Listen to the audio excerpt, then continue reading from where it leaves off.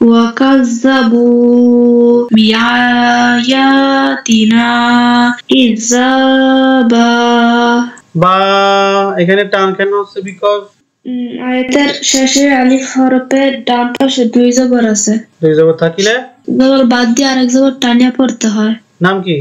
মধ্যে ইবদাল। ওকে। বু এখানে টান কেন হচ্ছে বিকজ পেশের বাম পাশে জজমুল্লাহ ওয়াও থাকিলে এক আলিফ টানিয়া পড়তে হয়। আয়া এখানে টান কেন হচ্ছে বিকজ কেন এটা মদের হরকত।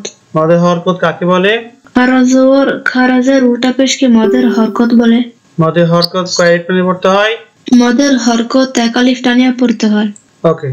না এখানে টান কেন হচ্ছে বিকজ জবরের বাম পাশে খালি আলিফ থাকিলে এক আলিফ টানিয়া পড়তে হয়।